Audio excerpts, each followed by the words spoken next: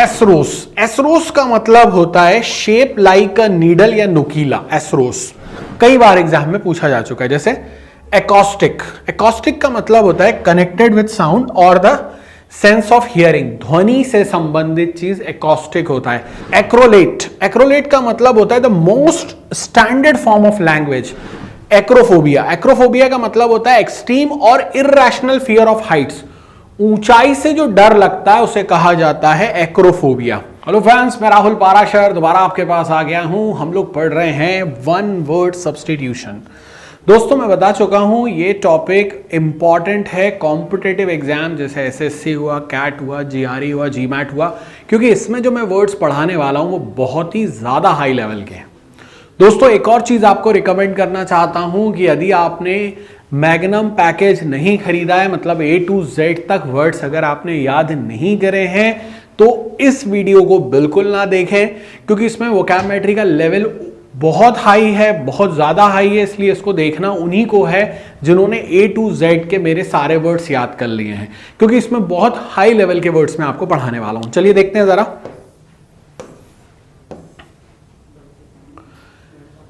एसरोस। एसरोस का मतलब होता है शेप लाइक अ नीडल या नुकीला। एसरोस। एसी का रूल लिख लो कहीं पे भी फटाफट, आपको पता है वैसे तो एसी का रूल है एक रोज से रोज, तो एक रोज दिख रहा है और एक रोज की जो पत्तियां हैं वो आप देखो कैसी है, एकदम नुकीली हैं। तो एसरोस का मतलब हो गया नुकीला। कोई भी चीज अगर नुकीली है तो उसे हम एसरोस बोलेंगे, ठीक है, एसरोस। और ये जो है वो एडजेक्टिव है। एसरोस फेस अगर किसी का है तो आजकल जैसा लड़कियों का नहीं होता एकदम नुकीला सा फेस, चोंच टाइप का, तो आप वहां पे यूज कर सकते हैं एसरोस फेस, ठीक है, क्योंकि ये एडजेक्टिव है। नेक्स्ट देखते हैं जरा। ये भी बहुत इंपॉर्टेंट वर्ड है, कई बार एग्जाम में पूछा जा चुका है। जैसे एकॉस्टिक। एकॉस्टिक का मतलब होता है कनेक्टेड विद साउंड और द सेंस ऑफ हियरिंग। ध्वनि से संबंधित चीज एकॉस्टिक होता है। जैसे एकॉस्टिक पैनल होते हैं। एकॉस्टिक पैनल अगर आप अपने रूम में लगा लेते हैं तो आपके रूम में इको खत्म हो जाता है। ये खासतौर पे स्टूडियो में लगे होते हैं, जैसे जहां मैं अभी शूट कर रहा हूं आपके साथ, यहां पर चारों तरफ एकॉस्टिक पैनल लगे हुए हैं ताकि जितनी भी वॉइस है वो जो है इसका इको ना हो, उसे हम कहते हैं एकॉस्टिक। एकॉस्टिक पैनल होते हैं, ठीक है। अब देखते हैं। एसी से आ गया एक, कोस से आ गया कोस। बोलते हैं ना कितने कोस पे रहते हो, गांव में एक वर्ड होता है, अपन बोलते हैं किलोमीटर, गांव में बोलते हैं कोस। कितने कोस पे रहते हैं, उन्होंने कहा 20 कोस दूर रहते हैं। तो एक कोस। टिक्स का रूल क्या है आपको पता है, टिक एंड कोऑर्डिनेट है। जिस भी वर्ड के आखिरी में टिक आता है, टिक का रूल है टिक टिक वॉच।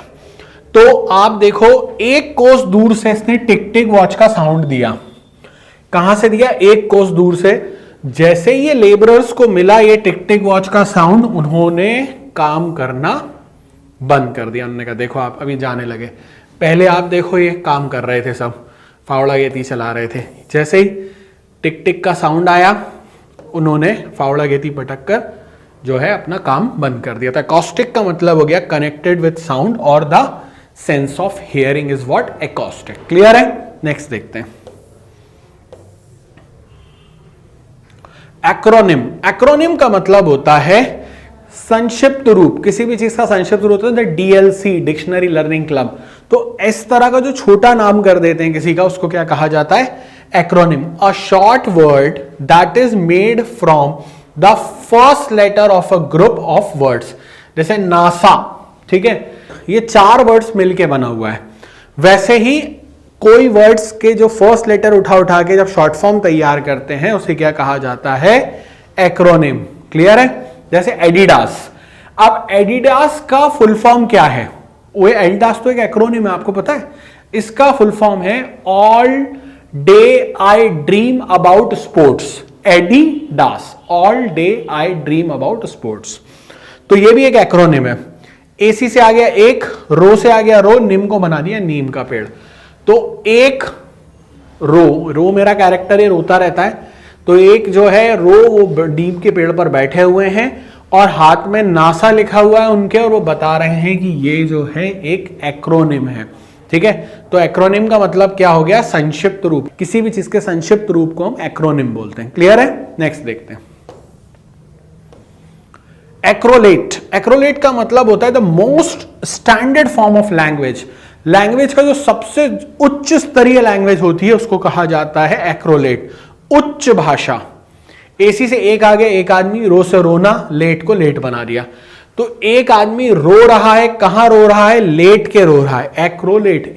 एक आदमी रो रहा है, लेट के रो रहा है, लेकिन रोते समय जो भाषा का प्रयोग कर रहा है वो कौन सी भाषा है? Most standard form of language, यानी उच्च भाषा है वो। तो एक्रोलेट का मतलब क्या हो गया? उच्च भाषा या most standard form of language को हम एक्रोलेट बोलते हैं। अब नेक्स्ट देखते हैं, चलिए। एक्रोफोबिया। एक्रोफोबिया का मतलब होता है एक्सट्रीम और इरैशनल फियर ऑफ हाइट्स। ऊंचाई से जो डर लगता है उसे कहा जाता है एक्रोफोबिया। एसी से एक आगे, रो से रोना। फोबिया एक एंड कोऑर्डिनेट है, लिख लो। बहुत सारे फोबिया पढ़ाऊंगा मैं अभी आपको वन वर्ड सब्स्टिट्यूशन में, ठीक है। तो फोबिया जब भी आएगा आखिरी में, तो फोबिया को आ जाएंगे 4 बियर, 4 बियर मिलेंगे आपको, ठीक है। बियर होते हैं ना भालू, वो पीने वाली बियर नहीं, भालू। तो एक आदमी रो रहा है, क्यों रो रहा है? क्योंकि वो 4 बियर के डर से कहां चढ़ गया? हाइट पे चढ़ गया। अब हाइट से भी उसे डर लगता है, तो एक्रोफोबिया का मतलब क्या हो गया? Fear of height. जो ऊंचाई से जो डर लगता है उसको कहा जाता है एक्रोफोबिया। क्लियर है? एक आदमी रोने लगा, 4 बियर से डर के हाइट पे चढ़ा, हाइट से भी डर लगता था तो रोने लगा।